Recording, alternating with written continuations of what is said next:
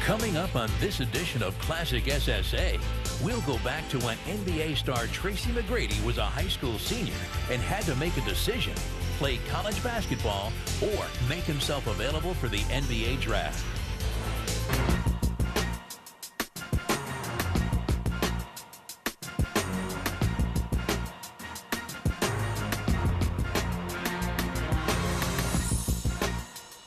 Everybody sitting in this gymnasium today is thinking solely, I will make it to the next level. And there is nothing wrong with having a dream and to pursue a dream and to have a goal to make that dream happen. But there's reality to deal with as well. And the reality and the numbers are against those to try and climb to make it to the big time. Dick Vitale could have been talking directly to Tracy McGrady from Mount Zion High in Durham, North Carolina, a young man with one big decision in front of him.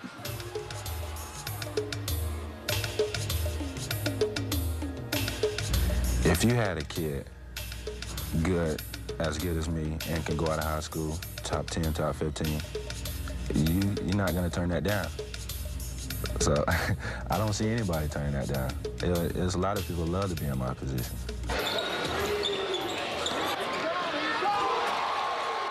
His position is this. He could sign a letter of intent to play basketball at one of his two favorite colleges, Kentucky and Florida State, or take his chances and make himself eligible for the NBA draft. I'm a lottery pick. I might make like $3 million a year, and hopefully I probably have a shoe contract. Or if I'm not a lottery pick, maybe $900,000 a year with a shoe contract. Garnett, 2 years, and he an NBA All-Star. Kobe, 18 years old, and won the slam dunk contest. So, you know, it's possible that I could do some of those things. Read the defense, read the defense. Come on, Trace, get under control. My advice to Trace is to take a look at all your options.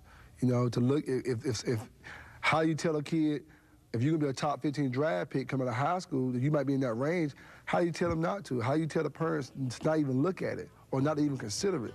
Coach Hopkins brought Tracy to Mount Zion from Auburndale High in Florida for his senior season. After an immensely successful summer at the national camps, a buzz started around McGrady by many NBA scouts. He might be good enough to skip college, they said. It planted a seed in Tracy's head. His dream may be closer than he ever expected. If I'm a top 15, I just can't see myself turning that down. If they say I could be a top 15 draft pick, I can't turn that down. Basketball is a business, and you got to conduct yourself in a business fashion, even on the high school level. Coach certainly had his own opinions about how McGrady should view the game he loved. And with that, Tracy played his senior season under the swirl of growing debate. Are 18-year-olds ready, physically, socially, to bypass the college experience? Many people that never go to college live very productive and happy lives. The thing that is so tough about going directly to the NBA is that socially, you're throwing yourself in with a much older group. I don't think Kevin Garnett was ready last year to live in a hotel room on the road, and when all the guys got dressed up at night and went out to the clubs, that Kevin's in a room playing Nintendo. I don't think that's what you're supposed to be doing at 18 or 19. But what are you supposed to be doing at 18 or 19? Is there only one way to mature? That being life on a college campus? If Tracy is qualified, should he be denied a chance to pursue his chosen profession? For some people to say, well, he's not ready for it, he needs to go to college. Why do people go to college? They go to college to educate themselves, to prepare them for life and for a job, you know, to make money. You know, that's just the bottom line. An ESPN town meeting. Sports in black and white. An ESPN town meeting recently offered the counterpoint to Coach Hopkins' stance and the thought that the long-range future may be eluding Tracy McGrady. What has to be thought about is the education of those who do not get the big contracts. And what has to be thought about is their completing school and what support there is for that. And what all of us have to think about is not whether we're going to be Chris Webber and get a $10 million contract, but the rest of the world and those other opportunities. We are in far too narrow a discussion here. I'm looking at all my options. I'm looking at how the colleges teams gonna come out on their records, and the coaches will they stay around, and NBA what pick I go in. If I be like a late first-round pick, then I'm just gonna look at going to college. But what he is also looking at is the fate of one Felipe Lopez from St. John's University.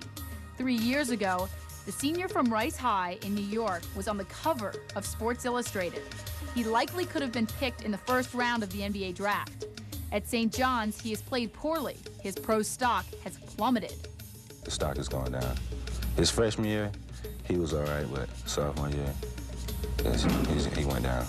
If I can be a top 15 or top 20, I'm not going to turn that down. But it also scares me to go to college and I don't do too good my first year, so I mean I have to stay another year, and hopefully I do better then. So that scares me a little bit. Maximizing your draft leverage is at issue. Couple that with the injury factor, and you have pinpointed the two most important variables in Tracy's decision.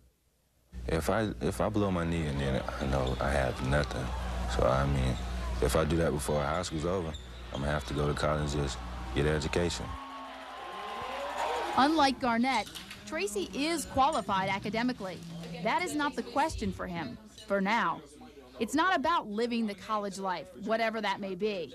He knows that if he chooses the NBA, many will criticize.